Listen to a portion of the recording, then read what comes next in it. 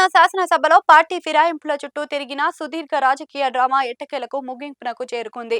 BRS party నుంచి గెలిచి కాంగ్రెస్ పార్టీలో చేరారనే ఆరోపణలు ఎదుర్కొంటున్న ఎమ్మెల్యేలు దానం నాగేందర్, కడియం శ్రీహరి విషయంలో స్పీకర్ గడ్డం ప్రసాద్ కుమార్ సంచలన నిర్ణయం తీసుకున్నారు. వీరి ఇద్దరిపై దాఖలైన అనర్హత పిటిషన్లను కొట్టివేస్తూ స్పీకర్ కార్యాలయం ఉత్తర్వులను జారీ చేసింది. ఈ నిర్ణయంతో సదరు ఎమ్మెల్యేలకు పెద్ద ఊరట లభించినట్లయింది. ఈ వ్యవహారంలో ఇంత వేగంగా ముగియడానికి ప్రధాన కారణం సుప్రీంకోర్టు జోక్యం. పార్టీ ఫిరాయించిన ఎమ్మెల్యేలపై చర్యలు తీసుకోవడంలో స్పీకర్ ఆలస్యం చేశారు అని బీఆర్ఎస్ నేతలు అత్యున్నత న్యాయస్థానాన్ని ఆశ్రయించారు. దీనిపై విచారణ జరిపిన సుప్రీంకోర్టు మార్చి 12లోగా ఈ ఉత్తర్వుల అనర్హత పిటిషన్లపై నిర్ణయం తీసుకోవాలని స్పీకర్ను ఆదేశించింది. గడువు ముగియడంతో స్పీకర్ వరుసగా విచారణ చేపట్టి అందరూ ఊహించినట్లుగానే ఈ పిటిషన్లను కొట్టివేశారు.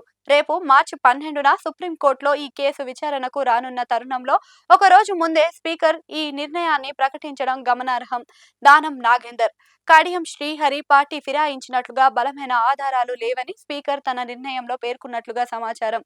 దానం నాగేందర్ ఖైరతాబాద్ నుంచి బీఆర్ఎస్ ఎమ్మెల్యేగా గెలిచిన దానం ఆ తరువాత కాంగ్రెస్ కండువా కప్పుకోవడమే కాకుండా సికింద్రాబాద్ ఎంపీ అభ్యర్థిగా కాంగ్రెస్ తరపున పోటీ చేశారు. ఆయనపై బీఆర్ఎస్ ఎమ్మెల్యే పాడి కౌశిక్ రెడ్డి, బీజేపీ ఎమ్మెల్యే ఏలేటి మహేశ్వర్ రెడ్డిలు ఫిర్యాదు చేశారు. కడియం శ్రీహరి స్టేషన్ గన్పూర్ నుంచి గెలిచిన కడియం తన కుమార్తె కడియం కావ్య వరంగల్ ఎంపీగా గెలవడంలో కీలక పాత్ర పోషించారు. ఈయనపై బీఆర్ఎస్ ఎమ్మెల్యేలు వివేకానంద గౌడ్ పిటిషన్ చేశారు. అయితే వీరి సాంకేతికంగా వేరే పార్టీలో చేరినట్లుగా రికార్డులో నిరూపితం కాలేదని స్పీకర్ అభిప్రాయపడ్డారు. ఇప్పటికే మరో 8 మంది ఎమ్మెల్యేలకు క్లీన్ షీట్ ఇచ్చారు స్పీకర్. ఇప్పుడు ఈ ఇద్దరికి కూడా ఊరటనిచ్చారు.